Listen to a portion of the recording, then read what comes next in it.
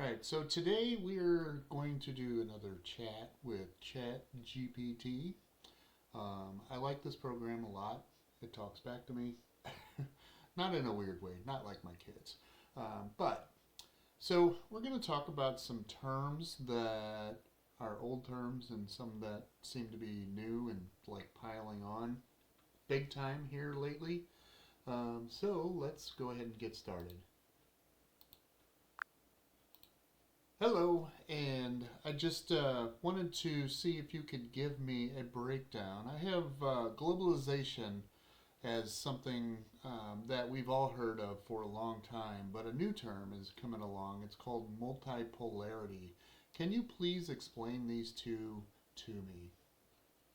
Absolutely. So, globalization and multipolarity are kind of like two ways of looking at how the world is organized on a global scale. Globalization is basically the process that's been happening for decades where countries and economies become more interconnected and interdependent. Think of it as the world becoming a big interconnected marketplace where goods, ideas, culture, and even people move more freely across borders. Now, multipolarity is a bit of a newer term that's being used to describe a shift in the global order. Instead of having just one or two superpowers like the United States or maybe the US and the Soviet Union back in the day, multipolarity means that power is spread out among several major players. So you might have multiple powerful countries or regions like the US, China, the European Union, India, and others, all having a significant influence on global affairs.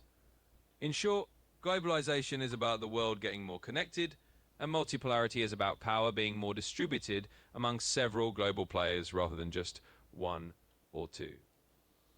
So, how do you see this changing in the near future versus what's been happening in the past? Because globalization was like the big buzzword for a long time. Yeah, absolutely. So I think what's happening now is that while globalization is still around, we're seeing a shift in how people talk about global power. In the past few decades, globalization was the big buzzword because it was all about how interconnected everything was getting trade deals, global supply chains, and so on. But now there's a lot more conversation about multipolarity because we're seeing different centers of power emerging. For example, China's influence has grown massively, and regions like the European Union, India, and even regional blocs in Africa or Latin America are playing bigger roles.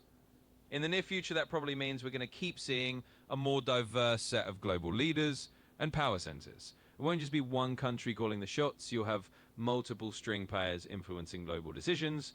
So it's kind of a shift in the narrative from one globalized world to a world where a handful of big players share the influence. Okay, and just another term that I just learned yesterday is plurilateralism. Can you please explain that? Absolutely.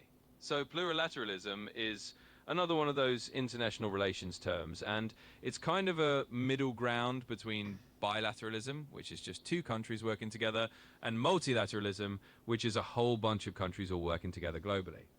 Plurilateralism is when a group of countries, more than two, but not necessarily the whole world, come together to cooperate on specific issues. It's like a smaller club of nations focusing on particular agreements or goals that are relevant to them.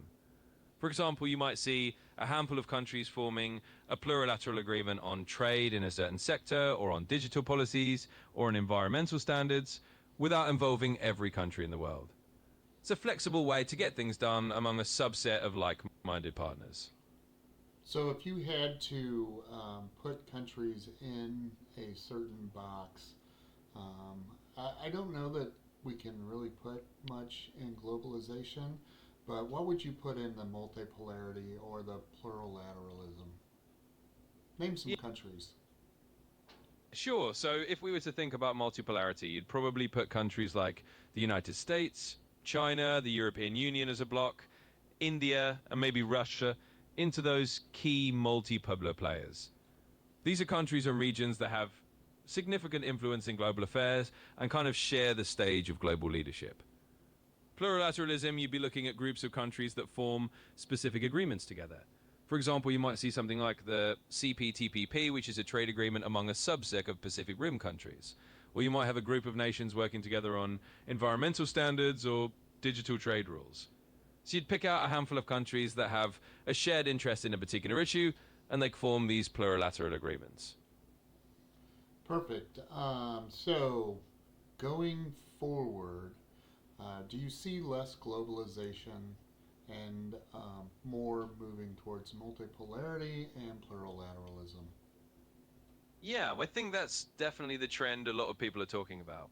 It doesn't mean globalization is going to disappear. The world is still pretty interconnected, but we're likely to see a bit less of that one size fits all global approach and more of these multipolar dynamics and smaller groups of countries teaming up on specific issues. In other words, yeah, you'll probably see more multipolarity with several big players sharing the spotlight and more plurilateral deals where smaller groups of countries cooperate on particular interests. It's just a bit more of a mixed, multi-centered world going forward. And then, actually, my last question is do you think that moving towards multipolarity and plurilateralism is going to have an effect, a big effect, on the US dollar? That's a really interesting question, and it's something that a lot of folks do think about. So, the short answer is it could have an effect, but it might not be a dramatic overnight change. Basically, as we move towards a more multipolar world where multiple countries have influence, the US dollar might face a bit more competition as the dominant global currency. Right now, the dollar is kind of the go to currency for international trade and finance, but if you have multiple powerful countries, you might see a bit more use of other currencies like the euro, the Chinese yuan, or regional alternatives in certain contexts. That said, the dollar has a lot of built in advantages and a long history of trust, so it's not likely to lose its place quickly, but over time, yeah, more multipolarity and plurilateralism could lead to a world where the dollar is still important, but it shares the stage a little more with other currencies. All right, I think that does it. First of all, thank you. But can you also make a greeting to YouTube? Because this is going straight to YouTube. Absolutely. Hey there, YouTube.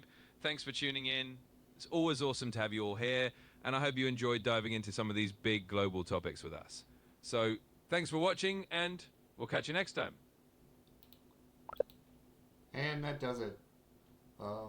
It's interesting whenever we have chats with ChatGPT. And it's a good place to learn. Of course, you can't, just like anything else, take it for 100%. Do your own research. Check everything out. See what's going on. But I do think that these are terms that you're going to hear more about as we move forward.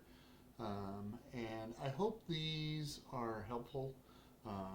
If there's a specific subject you would like for me to talk with ChatGPT about, I'd be glad to do that.